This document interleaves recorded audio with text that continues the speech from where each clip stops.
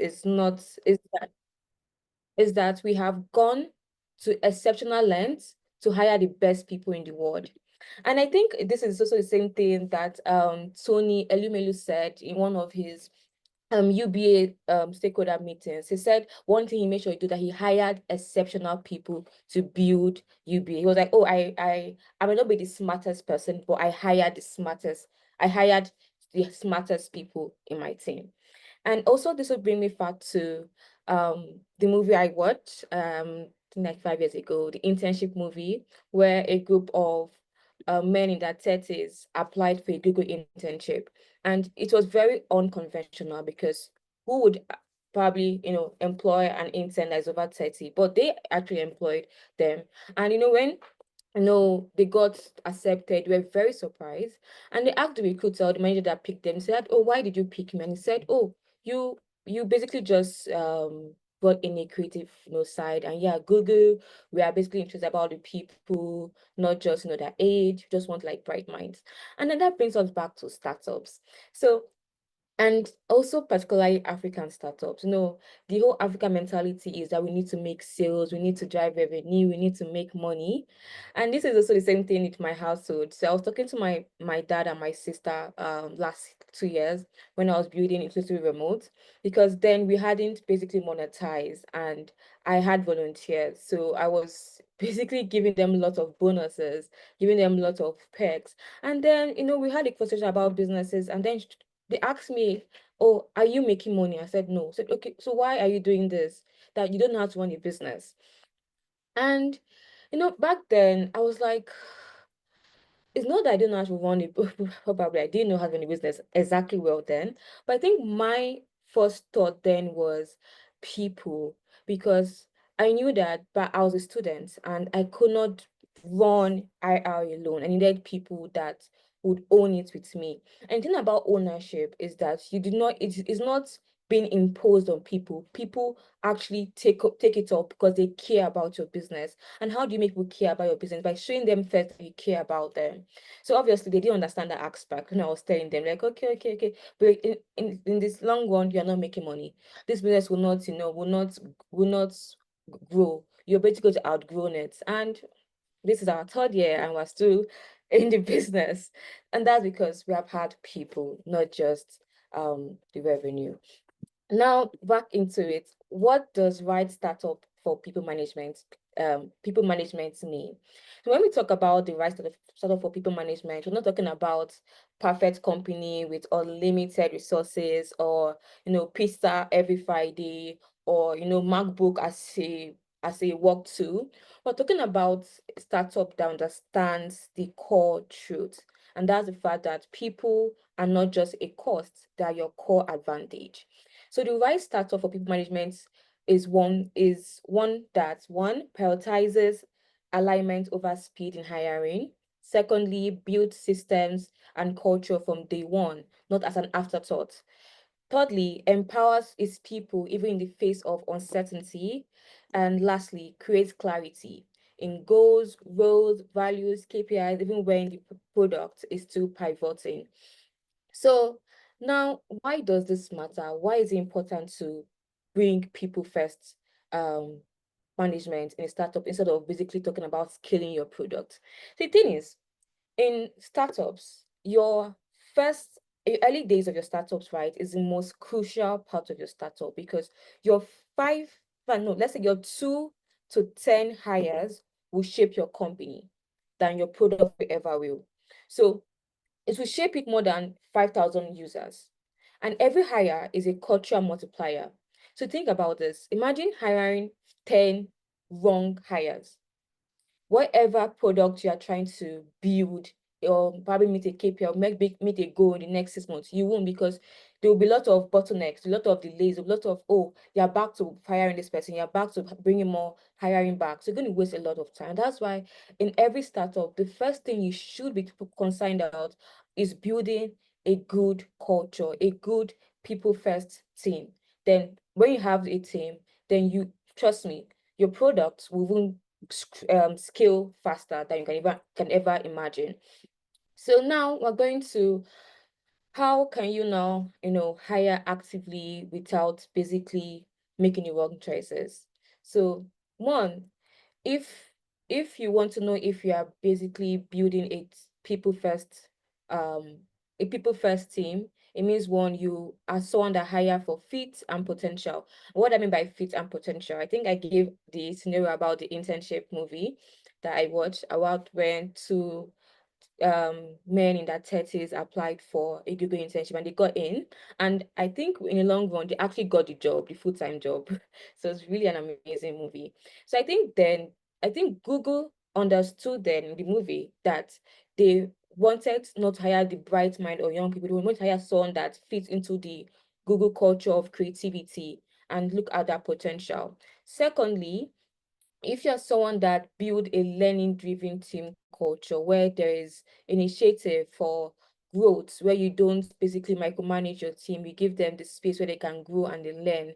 And then thirdly, where you lead with clarity and purpose.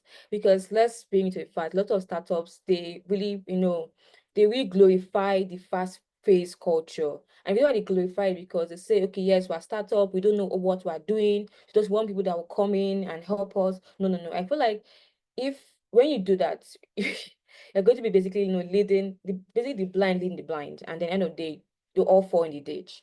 So you need to ensure that even if you're a startup, you also have clarity and purpose. Because when you have clarity and purpose, it's easy for you to lead your team. Now we're going to the second segment. How does law come into this? Why does law have to be in people management? Why does law have to be in startup? So, I tell people that law is in every part of our lives. We can never escape it. In food, there's law. In movies, there's law. In hiring, there's law. And now in startup, there's law. So Africa, we have like a lot of laws that pertains to employment, so pertains to startups. Here in Nigeria, we have the Startup Act of 2022, and they also have the Nigerian Labor Act of 2024, which basically talks about and guides hiring practices in Nigeria. I think the talks about remote work is not really portrayed, but there is online work, and then the whole is basically vague, but that I hope that they get to renew the act. But then there's also the Startup Act of 2022, which talks about startup laws, how to build a good startup that is compliant. Now, how do you bring in law into people management? And what is it that every startup should get right when it comes to legal hiring and legal employment? So the thing is that a people first management isn't about empathy. It isn't about, like I said, sharing pizza every Friday or basically giving MacBook as work tools. It's about clarity, it's about compliance, it's about the right contract, it's about accountability. So if you want to build a sustainable team, you must build a legal sound foundation. So I'm going to talk about the legal issues that concerns people management team and giving you tips on how to use this legal aspect to build and refine your people management approach. The first thing every startup needs to know is one, clear employment contracts.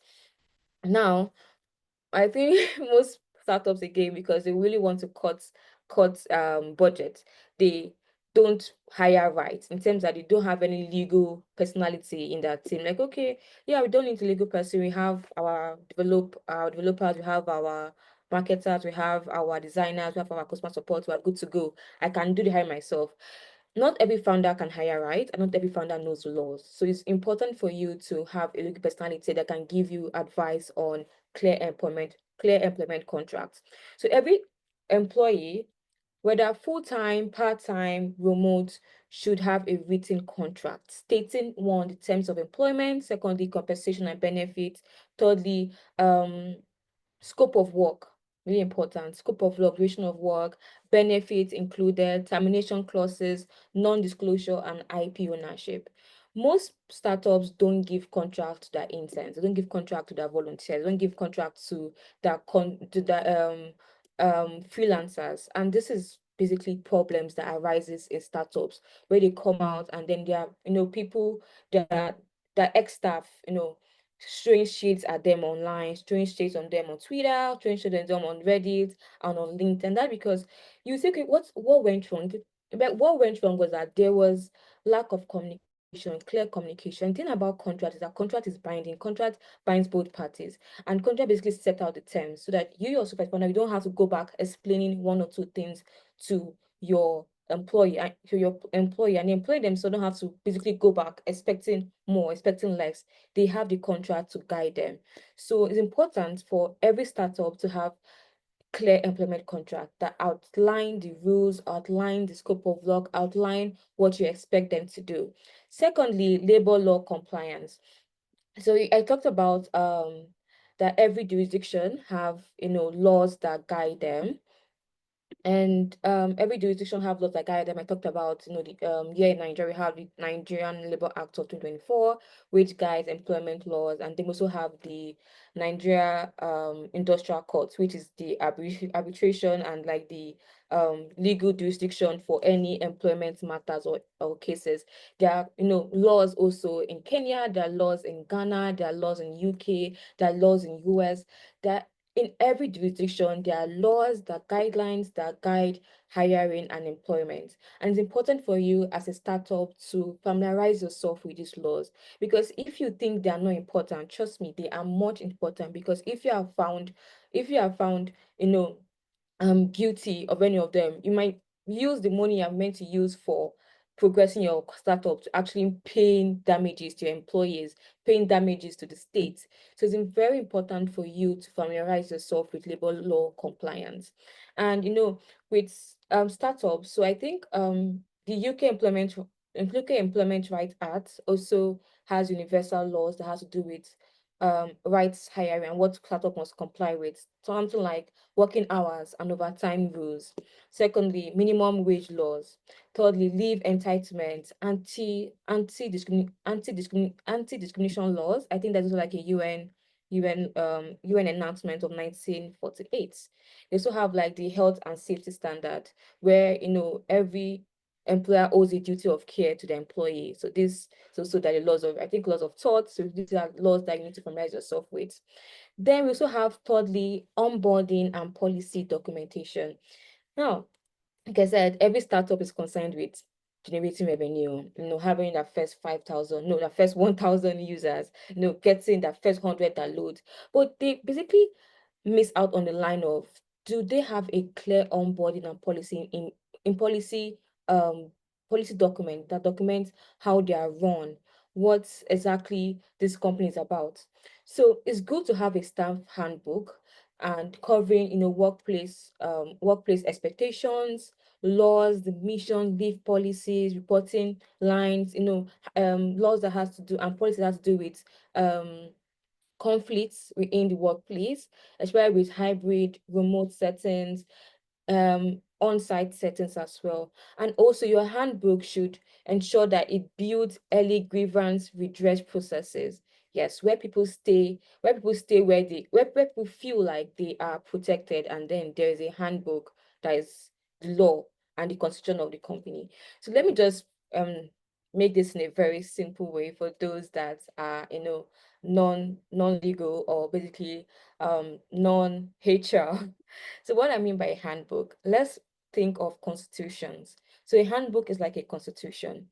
I know what constitution is. It's like guidelines. It's like groundwork, norm. So your handbook is your norm, your groundwork. It basically states everything that the company is about. It states policies that has to do with conflict, that has to do with a employee trying to put in their concerns. It takes a lot of things. So it's good to have a handbook and a constitution in your company. Now, fourthly, IP and confidentiality protections. So your startup value often lies in code, content, and client strategies. So it's important for you to secure it legally.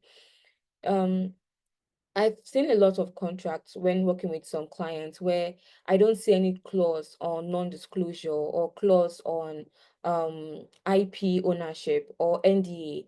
And it's even non-compete. Most startups don't, or most small businesses, let me use that, don't have all this clause. And the mistake they make is that because like I said, your contract is legal binding and is a written document, it's not oral, by the way. So if there's no signature. If it doesn't bind the other party, that party is free to do whatever they like. So imagine if you are working with a designer right now, and you basically share your IP assets with them, and let's say something goes wrong, they they resign under 2 weeks, where you have already shared all your IP assets with them.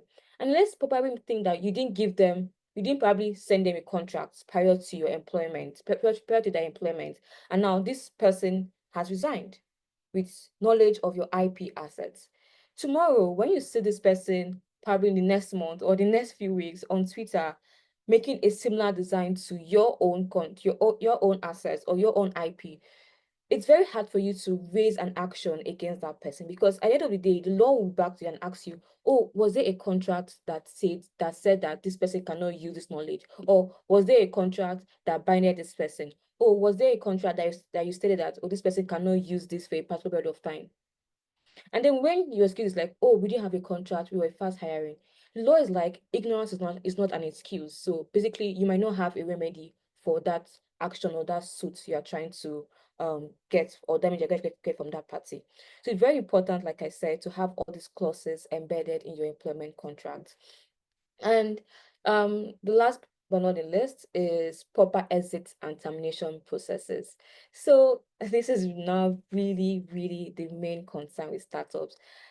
Now, the thing what people don't understand, and what startups don't understand, that there's a legal implication where you just lay off people just like that. And the reason why most startup probably go free is that most people don't know about their rights. They don't know about, their legal rights. So basically, when you lay them off, they don't have any action against you. But it's if you meet a person, or probably you are unfortunate to probably fire someone that knows their legal rights, trust me, they can sue you to court, or sue you in the legal jurisdiction of that state or that country, and then you'll be made to pay damages. This is there's a case in Nigeria here that I read why back in my course in industrial law. It was about a bank, and they actually fired the person without notice. He fired her without notice. And then I think to them, they fired a lot of people. So they're like, okay, but we just fired you. And I think the excuse was that she did not perform well.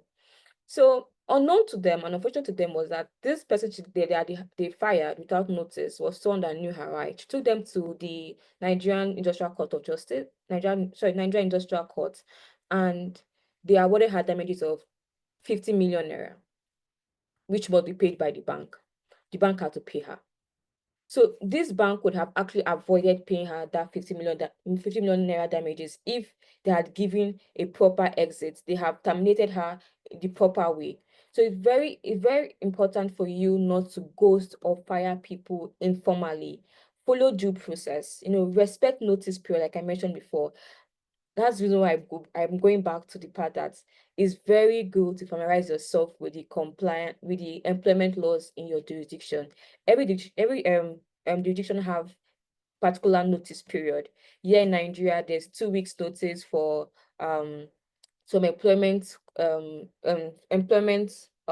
legal persons. There's 1 month, there's 4 weeks, there's 2 months. So every jurisdiction has a particular notice period. Ensure that you follow those due processes. Give notice and document exit. Because also provide, like a clear post employment obligation back to IP. So what do I mean by post-employment obligation? When they get terminated, what are the steps and documents, or what are the materials and assets that are meant to return back to the company? Ensure that all these are documented in your company handbook and your constitution. Now we're going now to the last segment of this presentation. That is, now that we have known the legal aspects of people management culture, we have known what the right people management for startup mean. Now we're going to, how can we now refine our growth strategies in our startup with a people first culture? Now, I'm going to be giving um five five or six tips and steps. The first one I want to highlight is knowing that hiring is not a checklist, it's a strategy. So like I said before, most startups, they hire based on needs, not based on goals. So what I mean by needs, not on goals. Goals are long term, needs are short term.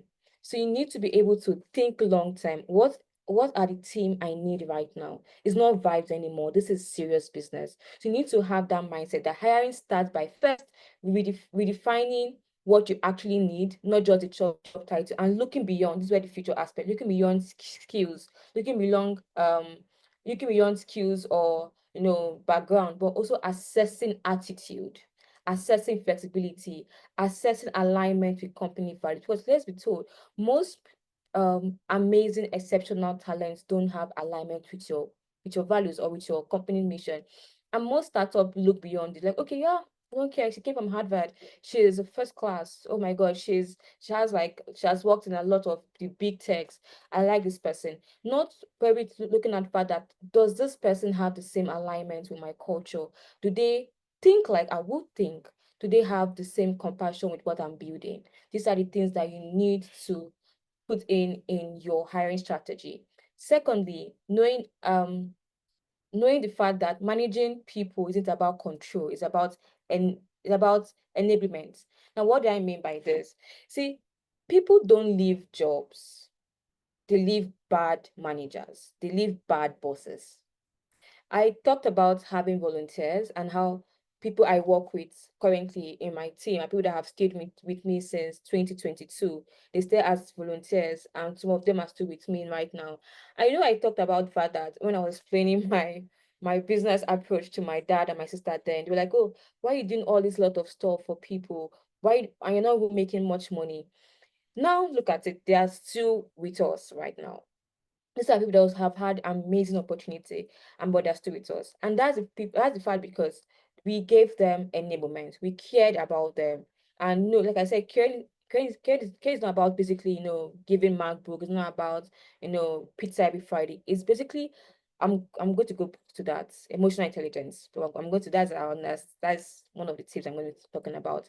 But yes, so people don't leave bad jobs, they leave bad managers.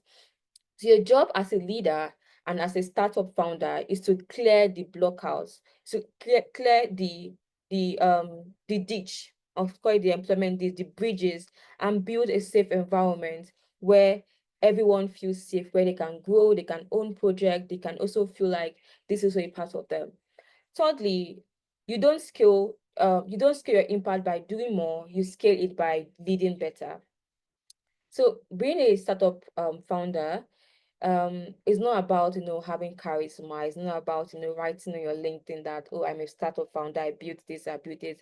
It's more about consistency. Are you consistent in building and leading right? So it's important for you to be the thermostat and not the thermometer. Yeah, I think I like that word.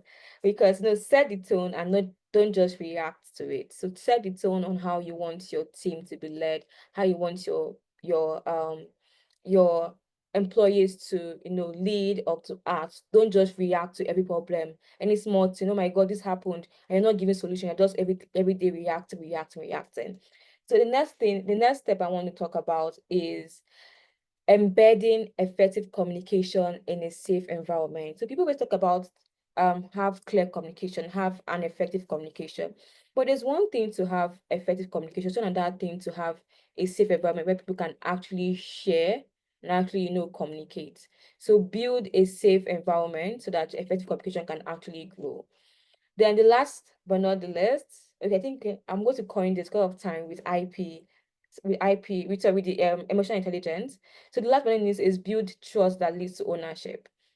So what this means is basically the fact that your employees basically don't owe you much, yeah, aside from the scope of the job description being outlined in the contract, right? Because there's also laws that guide overwork policies.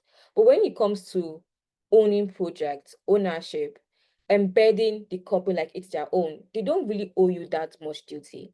That duty only comes from a sense of ownership and a sense of care oh, I care about this company, so I've got this. Oh, I need to go out of my way to make sure that this company is making it. Oh, this company really, really amazes me. I need to do something better. Like, it comes from their ownership. And one thing about ownership is that you don't you don't buy it, right? You don't buy ownership from people. It grows within them.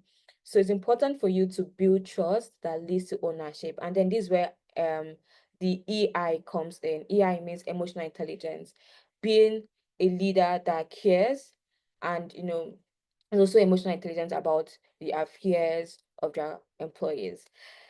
And last but not least, I want to conclude by saying that your people are not your resources, they are your strategy.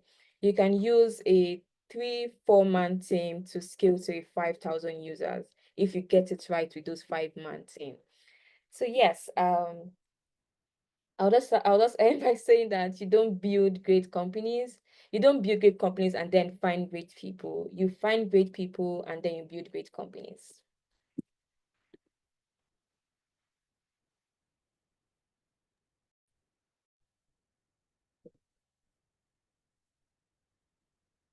Thank you so much, Mary. That was an extremely insightful presentation. I like the fact that you went into some of the legal complexities of the recruitment process, but given your background, that was expected. And I think that's a primary key takeaway that I'll definitely take away going forward. You get the right people and build the right business, not the other way around. I would like to thank the entire audience for attending this session. This marks the end of our session and overall conference. But before we close, does the audience have any questions? I'm willing to open the floor for questions if they're available.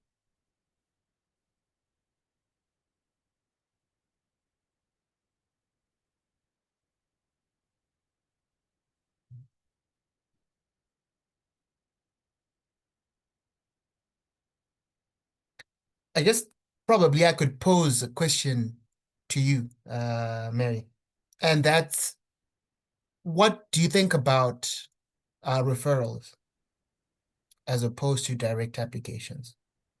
Okay. If you're a So, business, mhm. you run a business, yes. So to clarify, do you mean referrals in terms of startup build investors, or referrals in terms of employees asking for job seekers asking for referrals? What type of referrals are you looking out for? Is it internal hiring or internal investment? The type the Sorry? type of referrals I'm talking Yeah. about usually, Mm-hmm. oh, I wanted to clarify the statement, the question. Usually in the ecosystem, you find that Mm-hmm. you have a lot of people that get passed around, if I may call it that. So if one startup fails, you find that some of the people aren't necessarily acqui-hired, they transfer to another startup. And it seems as if there's just an entire tight-knit community that's sort of developing where people constantly refer each other, as opposed to hiring fresh new talent. And I wanted to ask, what are your opinions on referrals and direct hiring? So let's say putting out something on inclusively remote, getting a bunch of applications, screening them, and so on, as opposed to getting a referral, where the hiring process itself is not as strenuous or Easy. thorough as the one Mm, you might conduct through, yeah. say, platforms, yeah, open calls Okay. for the Okay. position. Okay, this is good. I Thank just you so wanted to much ask for that. which one's better in your view? Okay.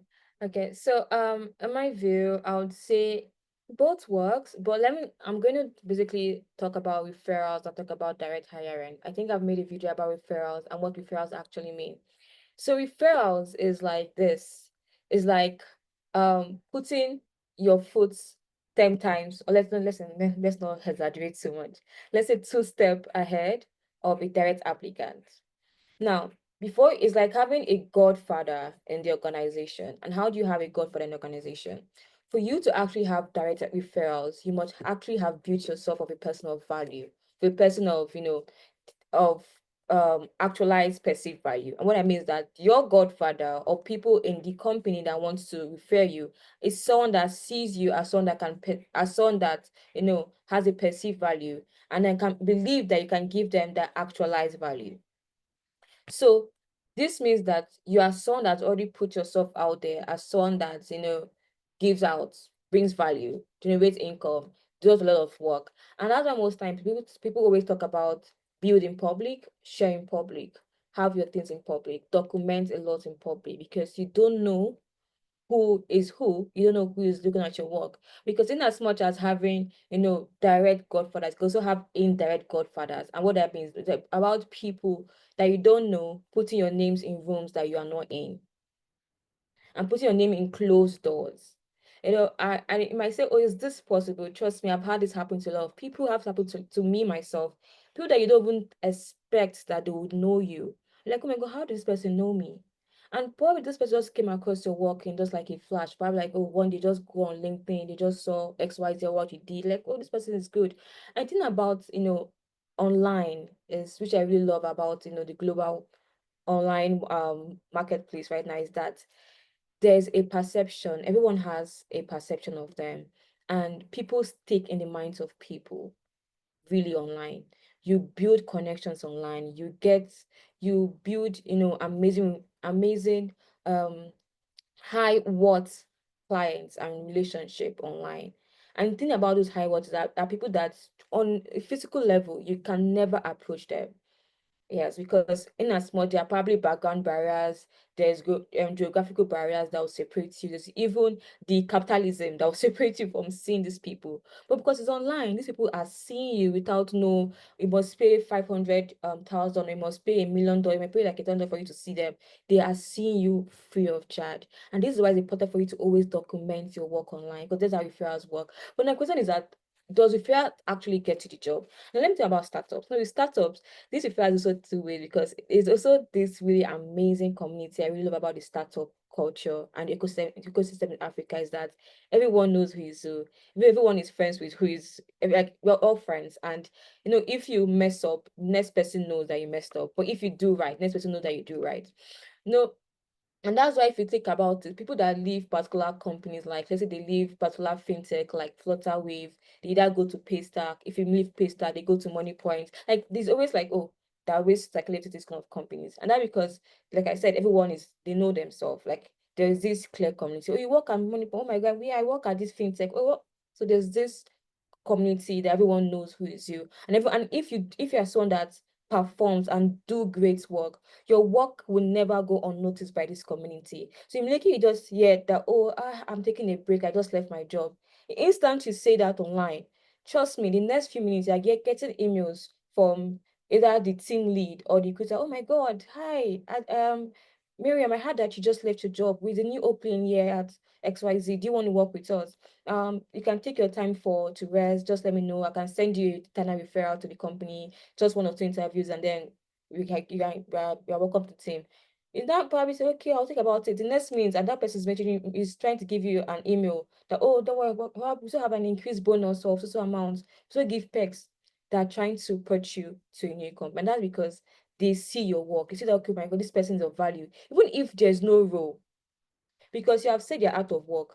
Because which is what I like about recruitment, is that everyone, even recruiters themselves, they are actively, they know the brightest mind. They know people that are waiting for them to say that they're resigned. They're just waiting patient for them to say that, oh my God, I'm out of work. Because instant they say that, they're already in their DMs.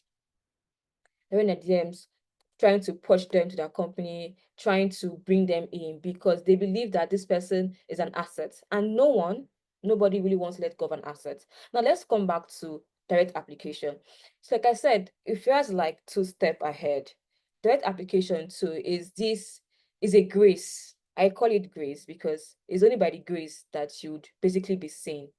Right now, the job market is very competitive. I'm not gonna lie to you, it's a very competitive jungle right now. A lot of outstanding, exceptional, marvelous, amazing clients. See, look at the words, amazing clients. Now let's go mid-level candidates, entry level, and now in the job market. So there are a lot of people that are looking for the same position you're looking for, and you basically just directly applying without no basically public work out there.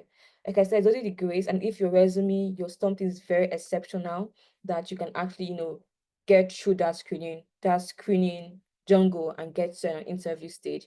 But here's the thing I talk about is that either ways, you can actually get a good job. Thing is just that do right by yourself. Do right and the right thing will come to you. If you're applying directly, ensure that you apply right, your resume is up to date, your resume is tailored to the job description, you're following up on your application, you are your cover letter is being written very well. It's not copied and paste from ChatGPT. It's not basically a general product. It's tailored to the company's pain point, telling them how you can solve and give them value. And then basically you have portfolio, you have a LinkedIn presence. If you do right, trust me, if you have a system or document that are right, that do right by job description, trust me, you're going to get called for an interview without going through the referral mode. Referral mode is basically just for those that, they have that public word out there. Both works either ways. Because that one is basically 2 times faster than the other, by the way. So does that answer the question? It does Okay. extremely well. I've observed Okay. that there's a question in the chat Mm. from Miriam. I hope you can see it. Okay. In my community, there are startups that ask interns to pay to become oh wow, an intern in the startup. Is this a good look for any startup? Is this okay? What kind of Hmm, contract should be given to these interns? Ah. this is new. Okay, this is interesting. Okay, Hmm. so I'm going to go back to the legal aspect. So welcome to 101 of law of contracts now and employment contracts. So now in employment contract, and there's also a case of this. I can't remember the case right now, but the case is it's a very long case in England, a very long case, and it's about a man-servant relationship. Now, the man's relationship in that case was that um the the man is the employer and then the servant is the one that serves the duty. The man is the one that pays the servant, so wages for labor, meaning that the servant does not pay labor for labor. The servant basically gets wages for labor. Now, this case has involved to a lot of I probably think it's in all legal jurisdiction. It's a really major case in employment law. I don't know, I can't remember that case right now, but it's really major. I think it sets the tone of man servant relationship basically. I think every lawyer would know that case in employment law. Sorry, give me a moment. So my roommate was telling me about the case, but it's not Baffa by Baffa. It's a basically strong case on that. But basically, that case basically talks about the aspects of relationship between an employer and an employee. So your work as an employee, whatever you are, is that you are meant to give labor, and your employer is meant to pay for that labor. And this is what a lot of people like. I think this, like I said, it's a lot of knowledge gap. But again, ignorance is never an excuse to law. Because the law asks, okay, I know you're not a legal person, but didn't you know this? This is a common knowledge. Thing is that as an employer, as an intern, as a freelancer, as a contract staff, your duty is to give services. And the person that asks for services, that duty is to pay you for those services. And does not um where either of them does not perform that duty, there's a breach, and that's where you can sue for damages. So an employer's duty to their employee or to their workers or to their servants is that they're meant to pay for labor. I'm meant to pay wages in form of labor for that services. And wages can be steampied for interns. And these days, most startups don't pay their interns. And it's legal, like I said, you have to go back to the legal jurisdiction. Is there a law that talks about that? But again, there's a minimum wage already. So these are gray areas that people look out for. So, like I said, there are laws that guide employment, wages, salaries. So it's important for an employer to abide by those laws. What am I paying them? Because there's no unpaid labor. Unpaid labor is a crime, by the way. And even if it's an unpaid labor, there's a particular way people do that. They call them stimuli, where they give a particular compensation in form of wages. yes, that is not unpayable because it's like I said, it's a particular wages. So what am I saying? It's a particular fee in terms of wages. So if you are being compensated, which is going to be outlined in your contract, and if probably you don't have that contract, you need to ask for one. So in this case right now, it's not a good look for any startup. But then again, I'm going to ask, right? What is the legal entity or what is the description of that startup? Is it a startup that requires you to work for labor or requires a particular service from you?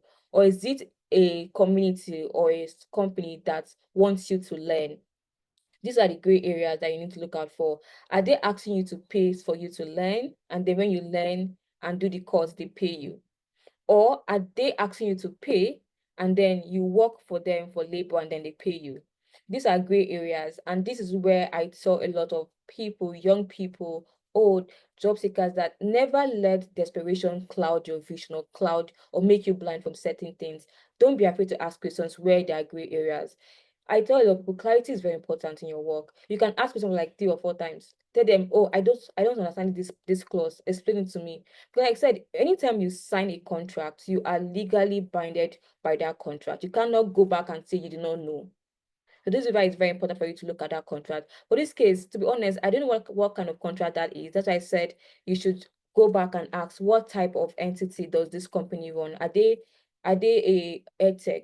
Are they going to give me a course for me to learn? Are they telling me I should pay for a particular course or particular training? So that's the kind of gray areas that sorry, NEPA just did what NEPA do. Yeah. So is there a kind of gray areas that they need to that you need to know? Ask questions about that. So does that answer your question, Miriam, or do you want me to explain more on that?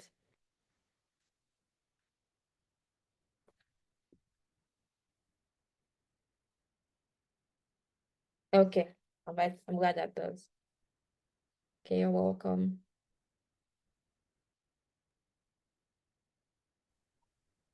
Thank you so much, Mary. Thank you. That was an extremely insightful session. I think all the audience members can agree. We all learned a lot. This marks the end of our conference and the session in the absence of any questions. Thank you so much once again for joining us. Hope you be attending our session the next time, and we hope you sign up for a newsletter, follow us on social media, and look forward to any updates that we'll proffer during this season. Thank you so much once again. We look forward to seeing you and interacting with you in the different spaces that you're in. And with that, I would like to close this session and conference, and hopefully we'll meet again sometime, like I Yeah. mentioned. Fine. Bye, guys.